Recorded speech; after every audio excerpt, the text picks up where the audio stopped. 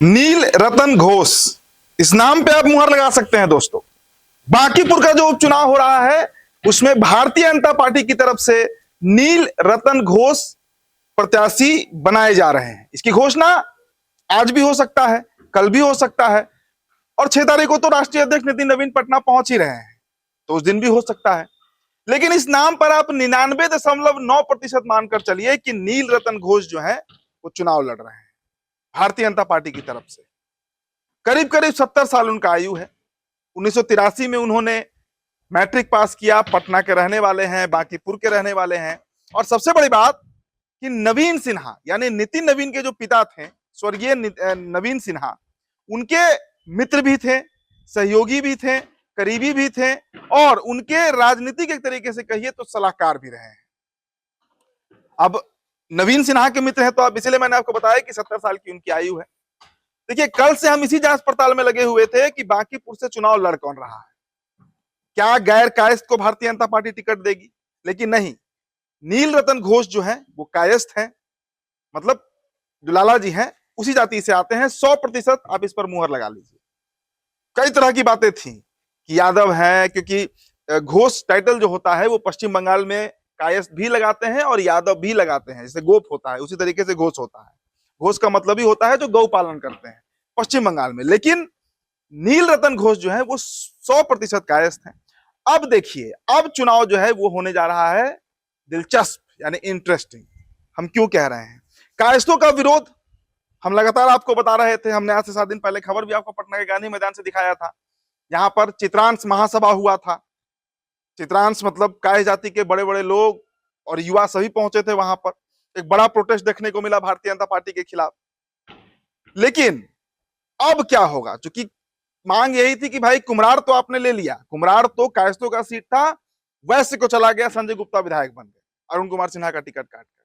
अगर बांकीपुर भी भारतीय जनता पार्टी कायस्थ से ले लेगी तब क्या होगा?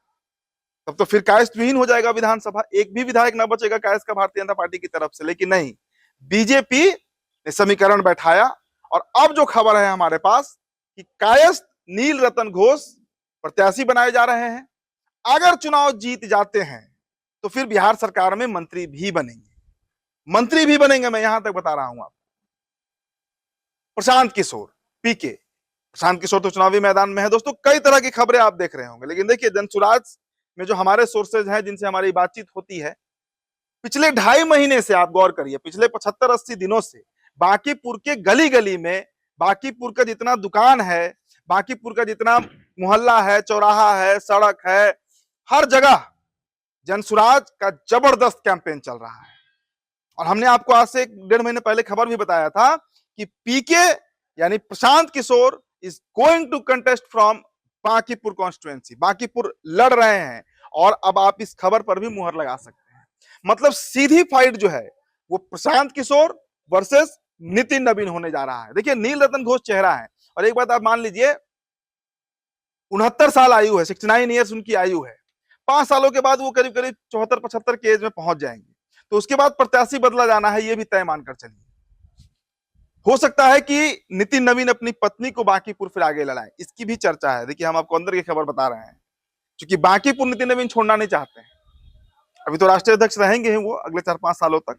उस टेन्योर में अगर 2030 का चुनाव नितिन नवीन के नेतृत्व में हुआ, राष्ट्रीय अध्यक्ष रहते, तो फिर उनकी पत्नी बांकीपुर लड़ेंगी। बांकीपुर नितिन नवीन देना नहीं चाहते भाई, उनके पिता की सीट है। खुद वो पटना साहिब लड़ेंगे, लोकसभा सांसद बनेंगे, लेकिन बांकीपुर उनका परिवार से ही कोई लड़ेगा। चलिए, अब आइए प्रशांत किशोर के ऊपर। प्रशांत किशोर आज या कल में देखिएगा घोषणा भी हो सकता है कि प्रशांत किशोर कंपीट कर रहे हैं, प्रशांत किशोर खुद लड़ रहे हैं। और प्रशांत किशोर के लड़ने का मतलब बड़ा हो जाता है दोस्तों। प्रशांत किशोर के लड़ने का बड़ा मतलब निकलता है। देखिए, अभी शाहपुर की घटना जो घटी बिहार में, जिस ब्राह्मण युवक की हत्या कर दी गई, इनकाउंटर कर दिया गया भरत भूषण तिवारी की, इस वक्त सवर्णों में एक गुस्सा है। इस वक्त जो भूमिहार लॉबी है, जो ब्राह्मण लॉबी है बिहार का, वो भारतीय जनता पार्टी से खफा है। खफा तो कायस्थ लॉबी भी है, लेकिन चूंकि अब कायस्थ को टिकट अगर मिल जाए तो हो सकता है कि कायस्थ एक मुश्त जो है वहां पर वोट कर दे, और कायस्थी हराते जिताते हैं बांकीपुर में। वहां के करीब करीब 60% वोटर कायस्थी हैं। लेकिन जो ब्राह्मण लॉबी है, जो ब्राह्मण समुदाय है, वो हो सकता है कि प्रशांत किशोर के साथ अलाइन कर जाए। जो भूमिहार समाज है वो हो सकता है कि पीके के साथ अलाइन कर जाए। कारण है विजय सिन्हा, उनका भूमि राजस्व विभाग छीना गया। पहले तो चर्चा थी कि मुख्यमंत्री बनेंगे, मुख्यमंत्री नहीं बने, फिर उनका विभाग छीन लिया गया। तो सवर्णों का जो गुस्सा है, कहीं वो गुस्सा प्रशांत किशोर के साथ अगर चला गया तो बांकीपुर में फिर खेल भी हो सकता है, यानी प्रशांत किशोर सीट निकाल भी सकते हैं। लेकिन इन सब के बीच आप एक बात गौर करिए, महागठबंधन की तरफ से कोई सुगबुगाहट नहीं दिख रही है। हमने कल आरजेडी में भी कई लोगों से बात करने का प्रयास किया कि भाई बांकीपुर को लेकर आपका पार्टी क्या कर रहा है। सुना है तेजस्वी यादव विदेश यात्रा पर निकल गए, तेजस्वी यादव पटना नहीं है, बाहर चले गए हैं। ऐसे मौके पर जब अब कुछ ही दिन बचा है नामांकन का, 13 तारीख को अंतिम तिथि है नामांकन का, 16 को नामांकन वापस लेने का अंतिम तिथि है और 30 तारीख को मतदान होना है, 3 अगस्त को रिजल्ट आ जाना है। और इस परिस्थिति में तेजस्वी बाहर चले गए, तो क्या महागठबंधन यानी कांग्रेस, राजद, लेफ्ट, वामदल क्या समर्थन देने जा रही है ये प्रशांत किशोर को? इसकी चर्चा भी 1 महीने पहले से चल रही है, तो ये भी एक संभावना है। इसीलिए मैंने कहा कि चुनाव जो है ना वो बहुत ही दिलचस्प होने जा रहा है, बहुत इंटरेस्टिंग चुनाव होने जा रहा है इस बार बांकीपुर का। पूरा देखिएगा, मीडिया का जितना कैमरा है सब मुड़ेगा बांकीपुर की तरफ। और भी कई सीटों पर उपचुनाव होगा देश में, लेकिन मीडिया का फोकस बांकीपुर पे रहेगा। आप समझ रहे हैं, भारतीय जनता पार्टी का राष्ट्रीय अध्यक्ष और प्रशांत किशोर आमने सामने लड़ रहे हैं। और अगर पीके जीत जाते हैं दोस्तों, तो फिर एक बात आप नोट कर लीजिए, मैं आज ही कह दे रहा हूं, ये फॉर्च्यून टेलिंग कर दे रहा हूं, मैं भविष्यवक्ता नहीं हूं लेकिन भविष्य बता दे रहा हूं। बिहार में विपक्ष के नेता के तौर पर प्रशांत किशोर अपनी पहचान अगले 4 से 5 सालों में बना लेंगे। तेजस्वी फिर सीन से बाहर हो जाएंगे। इसलिए मुझे लगता है कि अगर समझदारी से तेजस्वी काम करे तो उनको प्रत्याशी देना चाहिए। हारने के लिए ही दे, लेकिन देना चाहिए। अगर नहीं देते हैं तो फिर तेजस्वी यादव को भी स्वीकार कर लेना होगा कि बिहार में नेता विपक्ष जो है उसकी भूमिका में प्रशांत किशोर ही रहेंगे।